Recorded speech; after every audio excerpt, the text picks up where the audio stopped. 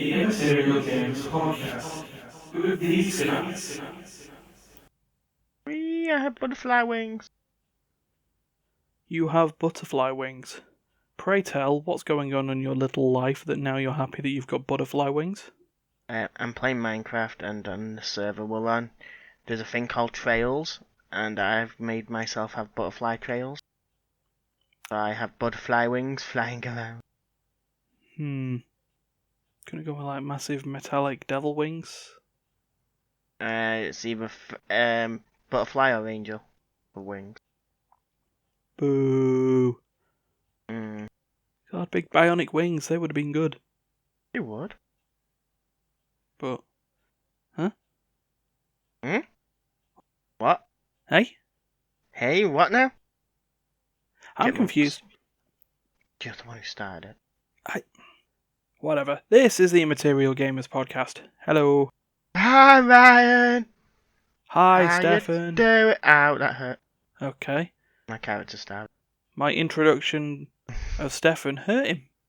That's a very interesting start. You've always hurt him. Now, it's an interesting pre-start and start to the warm-up that we've had over the past 60 weeks. All you do is ever hurt me. Oh, whatever. That's your goal in life, I bet. What, to hurt you? To hurt people? Oh, just hurt me. Alright, hold on. What made you think that you're special, that you'd be the only one who gets hurt? Because you're too kind to do it to anyone else. Nah, equal opportunist arsehole would be the way to go. That's a lie. Why is it? You're not an asshole. Alright, cool. You're Oh, not what's that? me, and you're not Marty. That's some more insight into the personalities of Immaterial Gamers, everyone. But yeah, it's a week. Well, it's a Sunday, not a Saturday. Sunday was an interesting change of day for the Saturday recordings of a podcast now, because Saturday was busy. But we'll talk about more about that later, because it's, as we're recording this, is my birthday. He's old. Yeah, I'm 32 years old now. He's old. I'm the only person. I think I'm the only person of Immaterial Games who actually pronounces when they've actually aged up. Because I don't age up. Well, you do, the number ticks over. My body clock, yeah. My mental age now. I was about to say, yeah, just because the mental statistics don't change. I go by mental age. Mental age. To be honest, mental age, you're about 50. Fuck off. Absolutely not. Old enough to know better, yet young enough to not care. Is basically how it goes. And you know what, that'll continue through the rest of life. You're definitely not a real person. I quite clearly am a real person. I've never seen you in real life. To me, you could be a computer. Right, so what was Saturday? I don't believe in Saturdays. Oh my god, you are just being the contrarian this week, aren't you? I always am. What's your point? Right, whatever this fever that you've got is, I think we need to either amp it up or shut it down. Whatever causes you to have a bit more of the semblance of the normal that we know of you, not like this weird. I'm in a simulation, no one's real, especially not the co-host of the podcast. I'm sat here. Oh, it's just you that's not real. I know everyone else is real. Right, I think we need to get you help, but before we do that, we've got a podcast to go through, so let's just you have a figment of my imagination. Let's skip the rest of it. Figment of the imagination, whatever. And we'll just move on to what's been played. What's being played? Woo! So, What's been Steph... played? Figment of my imagination. No, it's your turn first. Yay! My imagination lets me go first. No, I let you go first. Imagination's got nothing to do with it. That's what they all say. Get going. I've not played anything new, but I have found fun things in Borderlands.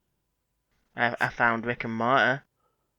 Yeah. Which no one else of us have found yet. No, so right, so okay, so is this the story of Easter egg hunting in Borderlands 3 then? Yeah, let's do that one. Yeah. Yay, Easter egg hunt. Yeah, You so might have to help me with some of them, because half of them I won't even get, because I know some of them were quotes for games and that I don't play. yeah, so Borderlands 3 is what's the best way to say it? Heavy on its pop culture references. Hell yeah. I'm quite surprised there's not like a Donald Trump thing in it. I mean, we've experienced some. Like you said, you've experienced Rick and Morty Rick and Morty. references. Was it actually that you found characters called Rick and Morty, or was it just... No, they were called Rick and Morty, both the characters. Yeah. And the one who was Rick had big blue hair like Rick, Okay. and was portaling around. Right. Okay. And also, when I was killing the Marty, he did turn around and go, "Shitty Rick, I think they got us," in the Marty voice. I'm actually wondering if I have spotted this. Was this in the Battle Royale place? It was when you're doing the quest for the guy in the toilet. When you spray painting the wall, that's when they appeared on mine. Ah, that's Just 'cause before they're I not... started spray painting. I think that's because they're not actually called Rick and Morty. I think one of them's a female. It's called Vic. I know the character that you're talking about now. Yeah, and just constantly Well, look, one of them pew, is. pew, pew, Well, I heard, everywhere. and I ended up killing them. And I was hoping for some sort of like special gun for it, but no. Hmm. Yeah, I was hoping for some like weird portal grenade or some shit. A grenade that opens, like, sends things somewhere else. Don't kill them, it just moves them. Hmm. But yeah, no, that's... I mean, it is ridiculously heavy. I have to admit, when I saw it, it did look a bit female. It's just the first thing that popped to my head because of the way it looked, and I went, Rick. Because I heard the other one, because I heard the one what you're saying called Vic, said Marty. Hmm. Yeah. I think I just jumped to the conclusion, Rick and Marty, kill him! But there was others, wasn't there? There was What was the one we found the other day? So we And you found were like, it was a reference to... There's plenty of references to Destiny in there. Oh yeah, that's the one we found yesterday. So there was a creature that looked like Ghost, and it was called Dinklebot. Dinklebot! And you killed it, and it dropped a legendary item called the Lutogram. And playing for the old Destiny's joke of going to the Engram Master, and, oh look, here's your purple engram. Oh, here's a green item. You go to... I do remember that. With the very first one, you did kind of get shit. Yeah, Master Rahul was a dick. But, yeah, you go to Crazy Earl, he takes your Lutogram, he goes, what the hell is this? And just throws a common gun out on the floor. Was it a common gun he throws out? Yeah. Oh yeah, isn't it? Yeah, it was white. Common. So, yeah, waste of time that was. We faced what could only assume to have been members from Steven Universe. Oh yeah, you got that one. I to be honest, I've watched the show. I'd never really noticed them there. Which is weird because I've not watched the show and I know exactly who they are. Like a whole bunch of strike force of characters named after precious gems. Yeah, I knew that much. I just didn't get the reference while we were killing them. Yeah. But yeah, that, and there's Paul references, and there's actually one that when you face the Guardians in Borderlands 3, one of the challenges is called Eyes Up. Was it? Yep. Oh wow. For killing so many Guardians, it's just called Eyes Up, and that's obviously based on, well, what used to be Peter Dinklage's first words in Destiny, then became Nolan North's of Eyes Up, Guardian. Like, oh yeah, fun. It's nice. Congratulations. Gearbox, you're making years-old references. It's perfect. That's what they normally do, innit? Next, you'll get me to push someone into lava and they'll just have one thumbs up as they fall down. Sounds like fun.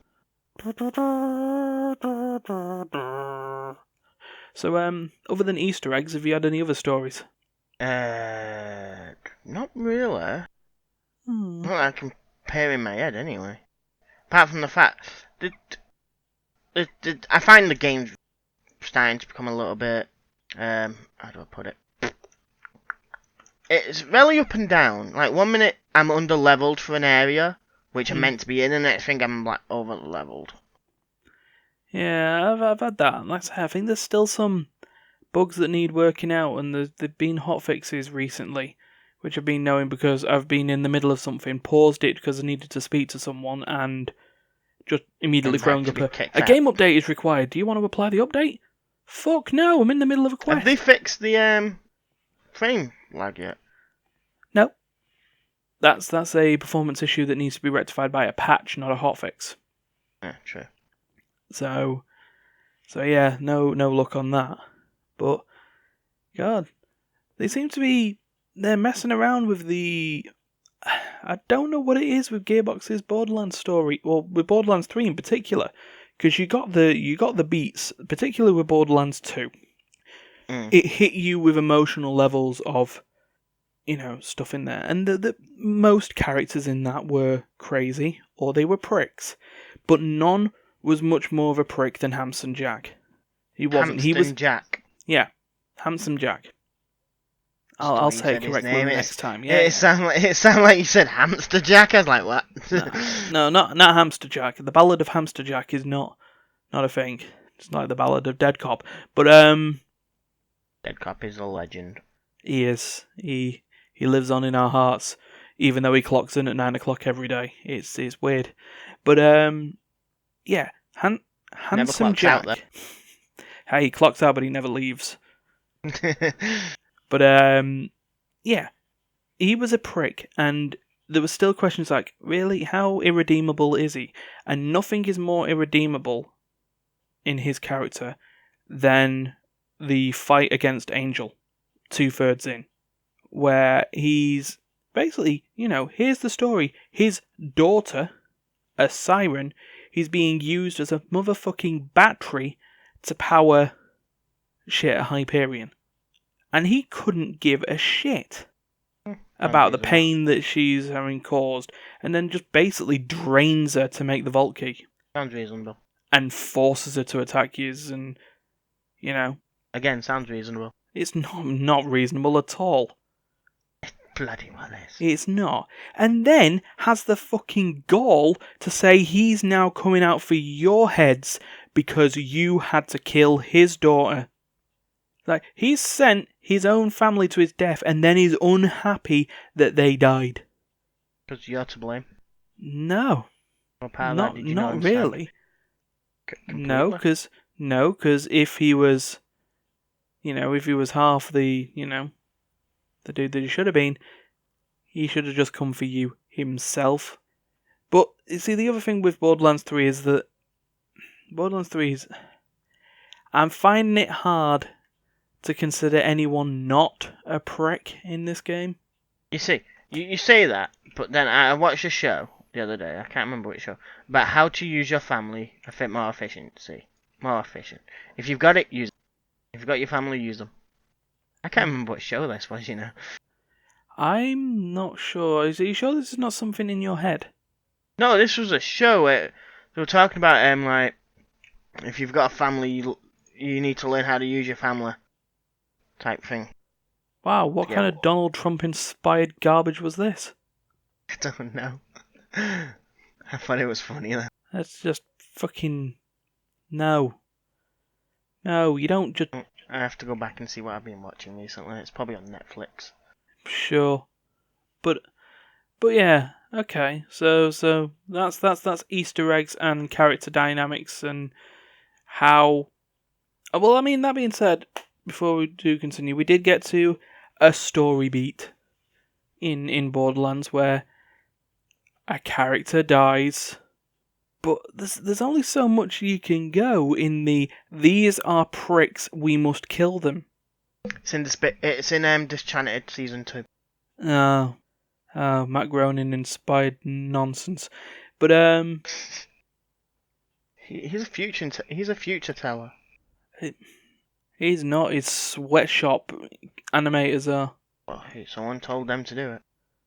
Yeah, he did. So no, he's the future teller. He tells them what future. Sure. But, yeah. If you've already at the high scale of these are irredeemable pricks, kill them. You can't just then kill off other characters and then go, well, there you go, here's motivation to kill them. We already had it. There's always motivation. They already had it. There's no need. There's no need. It doesn't need doing. Everything needs doing. No, but that's what I'm saying. They've already at the top of the right, okay, there's a reason to kill them scale. Okay. There's no other upper limit. All you're doing by killing major characters off is just, Killing them characters off. Yeah. For killing characters' sake. Rip character. Sometimes characters just need to be killed. I don't know if they needed to go the way of the Thanos though. That was funny. Major character didn't feel so good. That would have been even better if that was her actual line.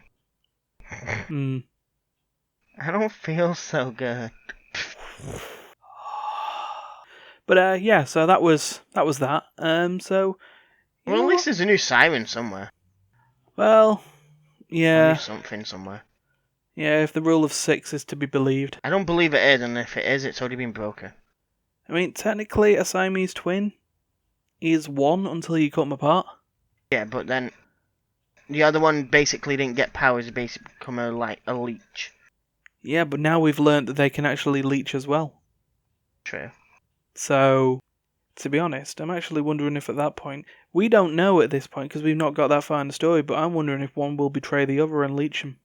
I think both of their powers are the exact same thing, and they've never really realised. But yeah, we'll see how that goes. Right, okay, you've called my bluff for my game. It's already been It's already been shown on something immaterially different over the past weekend. You're a goose. Yes, I've been playing Untitled Goose Game. Because you're a loosey goose. I am a dick. That's a goose. Fun, that goose needs to be an honourable member of the Immy Gamers. Well, I think I put on Twitter when I actually when the update was posted is that I just feel that me and that goose are one and the same. That goose and Immy Gamers in general is one and the same. I think I may have to add a member of that. So here the members of Immaterial Gamers: Ryan, Steph, Goose. Matt, D, Goose, Honk. Goose, the most famous of us. He is known to all. He is a famous goose. But yeah, Untitled Goose Game. It's a stealth game by House. Some independent developers who made a game called Push Me Pull You. What you don't know is they're also Roadhouse. They're not Roadhouse. They're just House. Shh, they don't know this. I think they do. Well, they do now. Well, yeah, because we're journalists. No, we're not. But we're a bunch of people with microphones who... I was about to say, we're journalists. We give out fake news. No. And miserable news. And anything that could be classed as treason or anything that could make anyone feel better is basically banned and not newsworthy. Milk causes type 2 diabetes. Here's 10 reasons why. Tomatoes Have you heard about the one with the whole tomato thing? About 5 years ago? No. Tomatoes cause cancer, and then about a week later it also helps prevent cancer. Pick a lane, news. It's because they found out tomatoes feed one cancer but prevent other cancers. Sure. But then if you go by most foods that do that, so... No. So it's look, food in general feeds cancer because of whatever is in it. And then other foods will stop other cancers but will give you other cancer. Pillocks. Just mad. But yeah. I'm never gonna let you go. Untitled Goose Game. Back to that. Yeah, stealth game where you're a goose in an English countryside, just causing havoc on people, and it's so funny, and oddly charming, and you waddle around, and your goose just makes the little pitter-patter sounds as it just moves from terrain to terrain. It waddles like a goose, it flaps like a goose, you can mess with its neck like a goose, it honks like a goose. And it's called Bruce. It's just called Goose. But I think Bruce sounds like a good name for a goose. Bruce the Goose. Bruce All Goosely. Bruce All Goosely. The most famous goose of them all. Goosely. Goosely! Martial arts combatant. martial arts expert Goose Lee. Honk. Known for his goose style. Drunken Goose.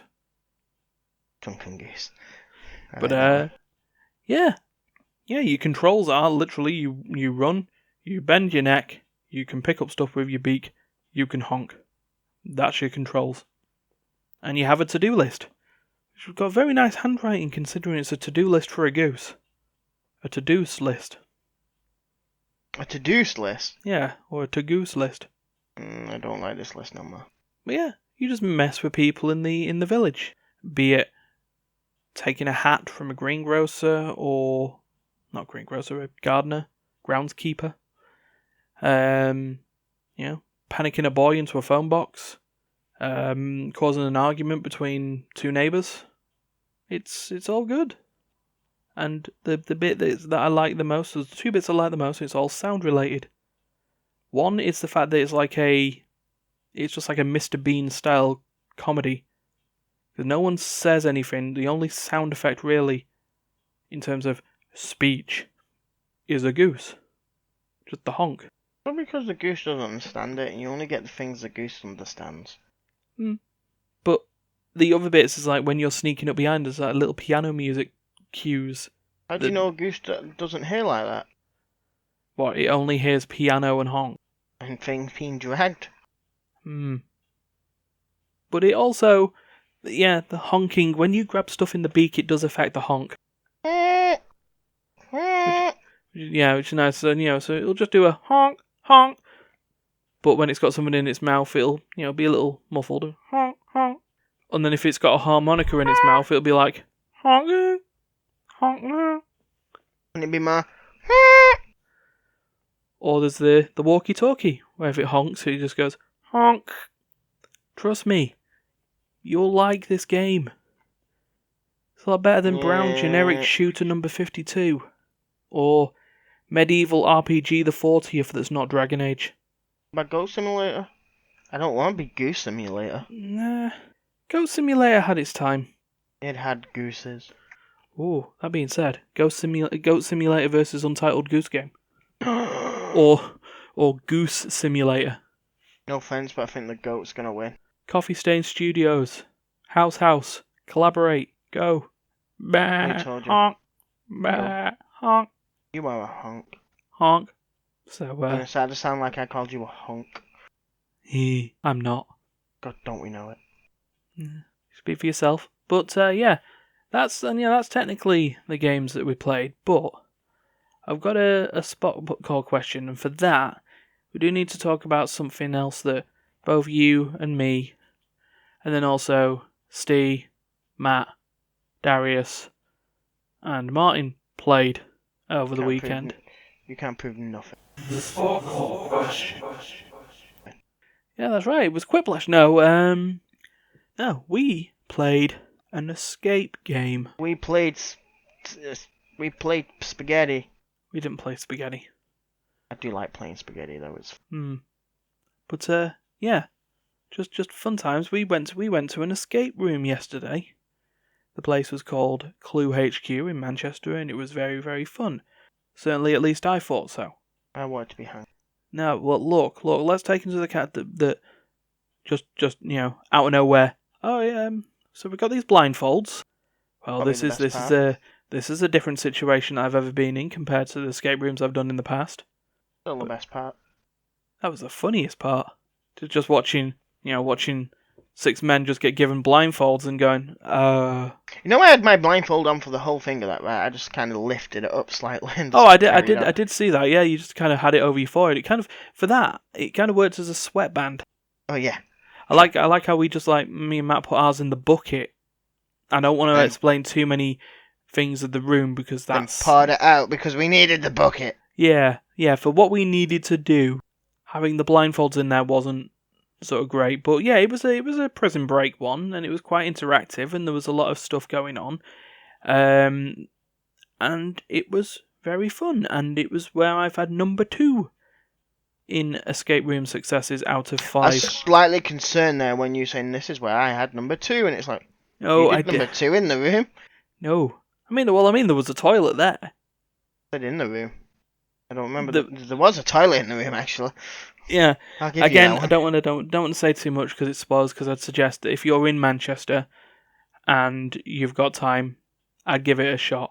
Certainly, I mean, escape rooms are sort of all over, but in terms of sort of hosting and what was going on there, that was actually very, very good. Escape Reality is good as well, you know. I'll have to give that one a shot as well, because so between that, yeah, that's been fine. Some of escape rooms I've done have been gimmicky or They're heavily bringing out puppeteered. a season-based one. They were telling me and Darius last time we were there. A season-based one. Yeah, like a Christmassy one type thing. Oh, Which is gonna be multi-levels. very interesting. That's So very interesting. That almost reminds me of that one we did in Bury. Not that we succeeded very well enough to get to that point, but you know, like which one in Buried is like 2 I've been to. there'll be time race. But Yeah, that did have a little underground level Yeah. for one of them, but yeah. But yeah, certainly that's that's the fun bit, and that's what leads actually on to the spot call question for the week. You know, we are a gaming focused podcast. We're a gaming focused channel. We do other things occasionally. I kill parrots. You kill parrots. Very interesting. Minecraft parrot. Sure. I just killed one, so. Hmm. Yeah, I play Minecraft while we do podcast. Yeah. I play Minecraft. I mean, I just run around doing nothing. Just mad. But yeah, generally that's what we are. Gaming focus, and that's what we want to do. So the reason I explain the escape room is because I just had this weird sort of idea. Some escape rooms are themed on major franchises. Sherlock, they had a limited one in London, is a big Doctor example. Who one? Yeah, Doctor Who. I mean, to be honest, the Crystal Maze, while not an escape room necessarily, but actually, that being said, Puzzle effectively rooms. they are, aren't they? They're all tiny escape rooms. They're just puzzle rooms more than anything else. Yeah, and you know that's where that's all come from. I mean, the idea of the escape room really came from the Flash games. Particularly, a lot of escape rooms' basis would be the old, and probably the first escape room game I ever played, which was called Viridian Room. I have no idea what that is. You were in a Viridian room. It was a green room, and you had to point and click around areas in order to escape it. And when you got out, it told you how long it took for you to get out, and that was that. Okay. But so, the question I had is, because we're a gaming podcast, what gaming franchise, if you had unlimited funds and you could build your own escape room based on a video game franchise, what one would it be? Okay, it'd have to be. It'll be somewhere down the lines of Dragon Age, or I forgot what they're called now. Elder Scroll games. Okay. It'll be something like that. It'd be a medievalist type dungeon / potion-y thing. So would you play this as an outdoor room? I think it'll be about 50-50. Okay. Depending on this type of story you want for it. Because could be one where like you're breaking into a place and it's like you have to first break in to get them what you need, then break out. Right. Okay. Because I know you sort of going back to Escape Reality, some of the lists of their games were outdoor. Escape Reality is outdoor. Not particularly the Manchester ones, but the part of their escape rooms are outdoor. Ah, I see. I've not played any one apart from the Manchester one, which are all indoor. Because they're all in the Printworks in Manchester, aren't they? They used to be elsewhere. And they didn't used to be called Escape Reality. What did they used to be called? It used. No, the one what was used to be near the arena, next to that nightclub, above the nightclub. Oh yeah. It's that one. Right. That's no longer there, and they own Escape Reality. Basically, they got bought out by another company, and then when they bought the other company out, they made them change it. They changed all the names to Escape Reality. Okay, fair dues. Fair enough. So, going back to your Dragon Age Elder Scrolls themed one. Mm. I mean, how would you do the puzzles in that? Because, I mean, you're not necessarily going to have padlock answers all over the place, are you? There would be ones where you like have to mix certain things together and stuff like that. It's like it won't be like you mix it together. It'd be like, say, you select these 3 jars or something like that, and then you have to put it in the thing. Like, put it on a pedestal or something, and let's say there's like codes underneath it what read what things you're trying to mix. And says if you got it right or something, and then it goes, yeah, you've got this, you've made the sleeping potion for you could get into the guard room. And then, like, the door will open for the guard room, and as you walk in, there'll be, like, mannequins on the floor and things like that of guards asleep.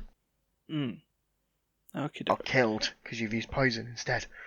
So I'd assume you would be the host of this one. So would this require some sort of puppeteering then? I mean, is that how else would the door open? I don't think it would, but I think for unlimited funds, I'd say no, you wouldn't need a puppeteering. If it was limited funding, then yeah, because you'd be having to watch them on the screen and make sure they've picked up the right jars and put it in the right place to be able to open the door.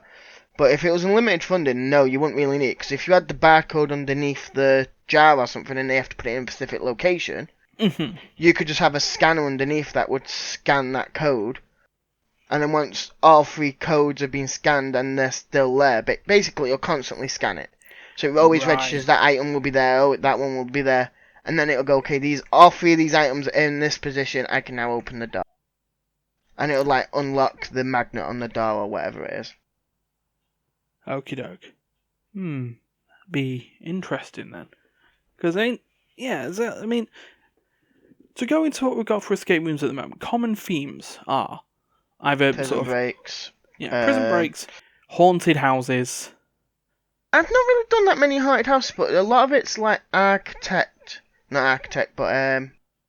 like Indiana Jones type style. The exotic adventures. Yeah, and then you've got robberies. Yeah, like art thief and shit museum like break-ins, raids, bank heists, vaults, sort of stuff like that. So I mean, it'd be a bit easy to, like, for me then, I guess it'd be a bit easy for something having like a payday themed one or something like that. Tomb Raider would fit right into the exotic adventure. Tomb Raider would. One which I like. It's like the first time I ever knew about escape rooms, because it wasn't really a big thing in England at the time, was Big Bang Theory. Yeah. Because they did it in that, and they did one what was very... Everything was in one room, you had to solve something to be able to find out, let's say something was behind a photo or something like that. Yeah. But I've never done one like that. That is, be very interesting. See, this is where I want to actually get more done myself, actually. I want to experience more. Trust me, there's loads of different ones. And different styles of all of it. It's like, someone's... It's like, have you ever done any of the escape realities? No. In escape reality, they don't really... They'll watch you for... They don't really watch you, but there's security cameras in there in case you break anything. So they know they're charging you. But they give you a tablet, and for each of the... Every clue comes with a code, like a little scannable code. And you can use the tablet to scan that code every 3-4 minutes or 5 minutes to be able to scan a code. So you aren't limited to how many you can get, but you are limited by time by how many you can get. Because you've got 60 minutes to get in this thing, but every time you scan, you are locked out from being able to scan another one for like 5 minutes. So if you don't solve that one, unable to solve another one within 5 minutes, you're basically going to be either stood there scanning different things constantly. See, I was about to say, I kind of like how sort of a lot of escape rooms have their different ways of hint giving as well. Yeah. There's like the one we did yesterday. I've done quite a few that do that, where it's basically they're watching you on camera. Yeah, they're watching you on camera, and a lot of them don't have mics, so they can't hear you. Or some of them will go, I can hear you, but I'll only be paying attention to when you go, give us a clue. Or you have to say a certain phrase for them to give you a clue. So I've what I done ones thought like was that what I before. found interesting with the Clue HQ one we did, that the room was, can only assume the room was mic'd. Oh yeah, she did say. Because I mean, she said she could hear us and see us.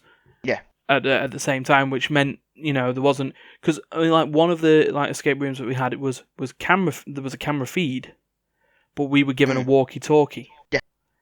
So I've you had ones could like sort that of before as communicate like that. Another one, the time race one that we did, there was a specific area of the room where we had to go back to speak with the host on that one. Like the ones I did in Austin when I first did an escape room. Mm. Them ones had in the beginning room where you begin in, you will have a monitor on the screen which has your time and that on it. But if you have to end up leaving that room, like in one of the prison breaks, I believe you end up going to like a panel in the wall, and then breaking into like the lounge or not the lounge, but the office quarters of the, I forgot what, the warden. I forgot what. The warden's office. Yeah, you kind of get into the warden's office, but from there you can't see the screen. So you have to either get someone to go back, and if you want a clue, ask for the clue, and then sit there and look at the screen and shout it back through it for you. Yeah. Or you just had to find the key that unlocked the door between the warden's office and the corridor to your cells. Yeah. See, that's my. I guess if I was to go on this, because I'm trying to think of something that's like, I wonder if one could. See, I don't know many escape rooms where there is sort of actors. See, I've never done an escape room like that, but I know there is escape rooms like that. But they normally have like one actor in it or something like that. Yeah. And sometimes, well, we've actually done one like that actually. We did, yeah. The company Moviescape. Yeah.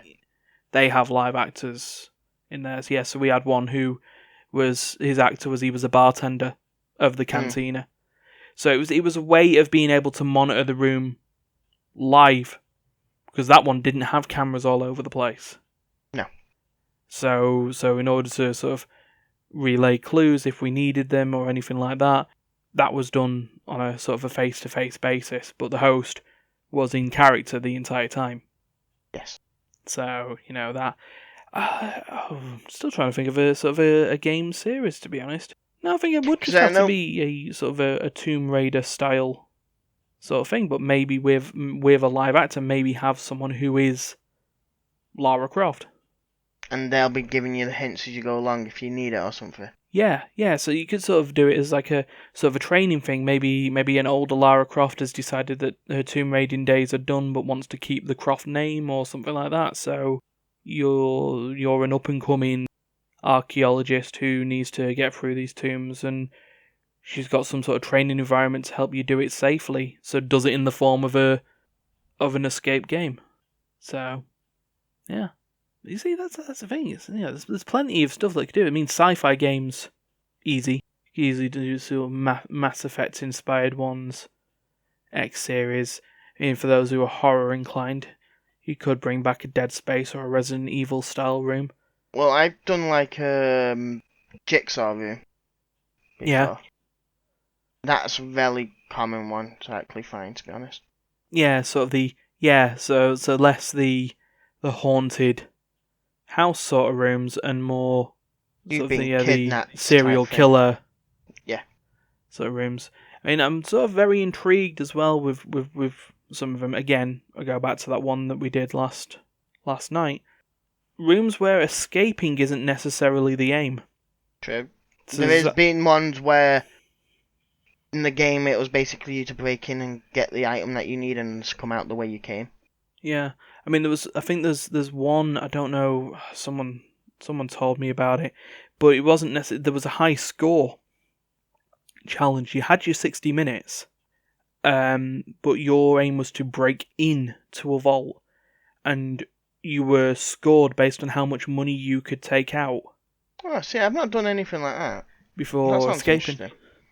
Yeah, so it's an interesting one that's on there. I mean, that one, the CSI Panic Room one that's in there is that you have 60 minutes to solve the murder, not to escape. Oh yeah, I've done a few like that. So, there's that. And, defuse a bomb. That's sort of one of things the other rooms. in What that do you call it, place. haven't they? Yeah. Yeah. See, I've And not really done one like that before. so sort of like them, that they're sort of, I like those sort of ideas, but, it's nice. Maybe what we're saying in this podcast is, Jesus Christ, escape rooms in the right hands are fucking fun, and you should I was go gonna do them. say, there's ones which I've been to, like, both of the ones I've been in Bury, I'd say no, don't go to again. Mm. Not the fact that they're poor quality or they're poorly made, it's the fact that ones where people have to watch you and man you for it, I don't think are that well done. Because if you block the camera for any odd reason, let's say you stood in the way of it, or there's a big group of you and some of you are stood in the way, they can't see what you're doing on that camera. Yeah, I mean that's the one. The one we did in Bury was it was a Fallout inspired one, and it was ambitious. Don't get me wrong on that. It was very ambitious, and it was actually thought out for the most part. There was an issue with a puzzle which really to us made sense, but wasn't that was the correct. one with the ferns and stuff like that, wasn't it? Yeah. I mean, in contrast to the one that we did yesterday, the thing that caught us off guard the most was a fucking maths problem. But that didn't really catch us off, as she even said when she went, you were thinking it even of ways when no one else has actually thought of it. Yeah, we did the old escape room classic, which is overthinking the puzzle. It's not a classic, it's us. So for us, it's classic. It's true. So it's a classic Immy Gamer style. Yeah, we overthink about anything that we do. But no, it was the thing on that, it was very ambitious in the fact that the guy admitted to us afterwards that everything in that escape room, and I say escape room, it was more escape building at that point. Oh yeah, for the size that room was, yeah. Yeah, and so everything was manually operated. He had a text-to-speech computer where the hints were given. Every door was puppeteered. Sort of strings and levers and stuff like that to activate stuff and move it. And then the last door was manually just a big giant vault door. Yeah. We didn't get close. We weren't that far, actually. Yeah. I mean, I guess in distance we weren't that far, but in terms of the fact that we were supposed to be memorising an overarching puzzle all the way through. Which I don't think would have been that hard. Probably not. But then I don't think most people who play games like that, well, I say games like that, but escape rooms, tend to know, if you know roughly what it's going to be and you roughly know, okay, from what I've heard I have to remember this whole thing, then yeah, you're going to expect that. But if you're not going to expect it, you are going to be one of them people who get to the end and go, okay, we need to figure out the map of the layout of the build, the way we've moved, to make out whatever we need to do it. And to be honest, that's not that hard to figure out. Unless you've got like a whole floor for yourself, and then it'll be a bit of a difficult thing. Yeah. Because what we had 1, 2, 3, 4, 5 rooms in that whole escape room that you're on about. Where I've done ones where you've gone from being an actual room to going through a tube. Because you're basically being told you're climbing through this vent to get somewhere. So you have to climb through the vent to then get into this other room where you can stand. I mean, that would bloody concern me. They normally are quite really big holes, and half of it you could probably just duck under and just walk through. Because it is one of them things where it's like, well, people come in all shapes and sizes. We can't expect someone to... we have to at least ask you to come with a person about this size and this length. Yeah, minimum height. Well, maximum height, maximum width. Girth. Please come with a party that can at least fit in a vent. Please bring one small child who can crawl through dusty holes. Yeah. Sounds possible. Yeah. So that was the Escape Room Appreciation podcast. But, if you've got any sort of games that you'd think would make great escape rooms that aren't already there. I think To be honest, I'm quite surprised no one started making escape room computer games. Because if people are happily enough to pay £15 a pop per head plus, sometimes less, to just play it like that, I'm assuming a lot of people happily play it at home on the PCs or on the TV controllers on a DVD or something like that. VR, I reckon, could be room scale VR. Would be an interesting way of doing things for escape rooms. Right, you could do an escape room in the same style of Dungeons and Dragons. Ooh, campaign based. Yeah. Escape rooms. Where instead of being an escape room, it could be like an escape dungeon or escape cave, and you're trying to get away from like the goblins or whatever that live in it, that captured you and put you there to begin with. Yeah. So it's an idea. So yeah, if you got any escape rooms, leave a comment. You know. Even if you haven't got an escape room, leave a comment. Yeah. Tell us where you live. We'll find an escape room. Yeah. So yeah, that's the wrap up. So yeah, cheers initially. First of all, cheers, Steph, for being here. Yeah. It was either be here or be in bed. Well, it's nice to see that you chose the non-bed option. It's more the fact that I've been in bed too long. Well, that's also good. But yeah, if you liked what you heard, please like, share, subscribe, leave said comment, ring the bell so that you can see when all the other videos come out, if YouTube allows you. And we're also on the podcasts, on Apple Podcasts and Spotify, and also just an RSS feed for if you just want to download the podcast to your ear holes. There's that as well. Keep an eye out on the social media links. We've got Facebook, we've got Twitter. It's all in the description on all formats. And keep an eye out for the schedule for stuff for the YouTube channel. So Tuesdays, podcasts, hello. We're going to skip Wednesday. Wednesday's cancelled. Thursdays are Teamfight Thursdays, where we got more teamfight tactics, and we seem to be getting oddly successful. It's quite concerning how many games we're getting into the top spaces. I'd like to point out I am slowly working my way up to get into somewhere. Yeah. I will not be bronze all my life. Yeah, I'm so close to gold, I should just get back to it and go for it. I'd be closer if Duncan played me account more. Moving on.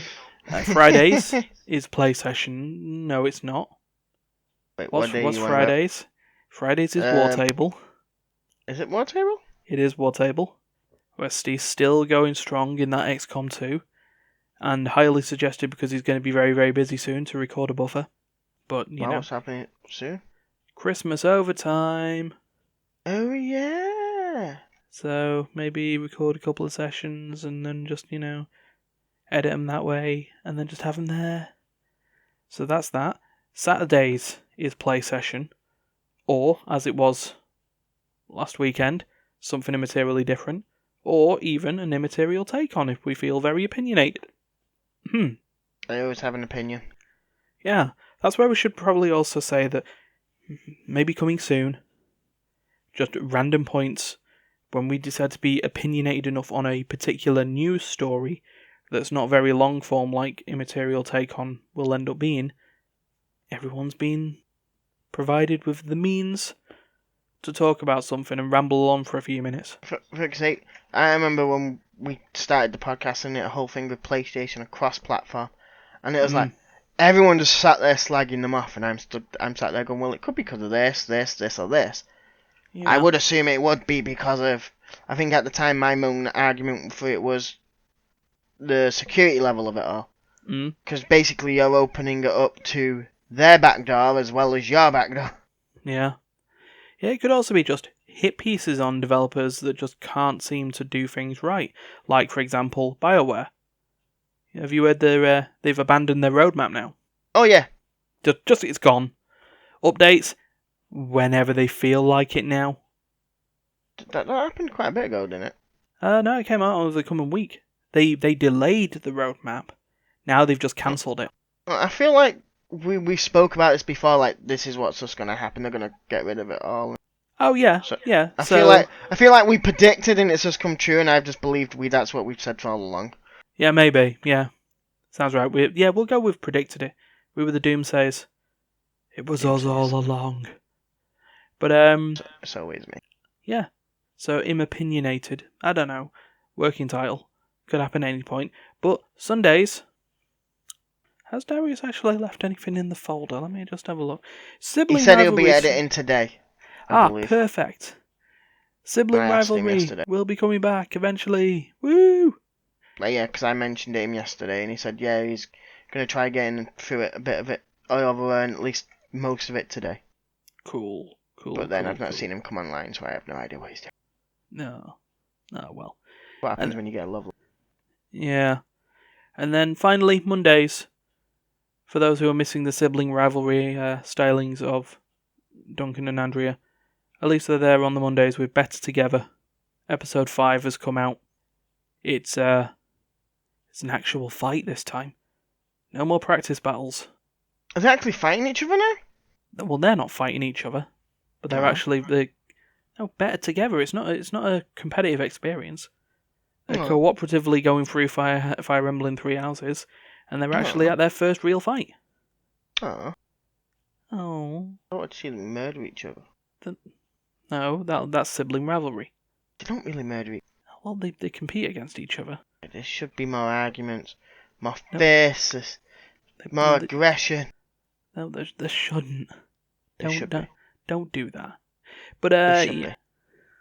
Stop. It's meant to be a rivalry. No, they need a rivalry like Ash and Gary slagging each other off. And rivalry, not murderous rampage. I don't mean murderous rampage, and you kind of know what I mean when I start saying Ash Ketchum and Gary. Where basically you just think the other person is really incapable of being able to do whatever they're doing. But yeah. One of them needs to be the underdog, and I believe it should be Duncan.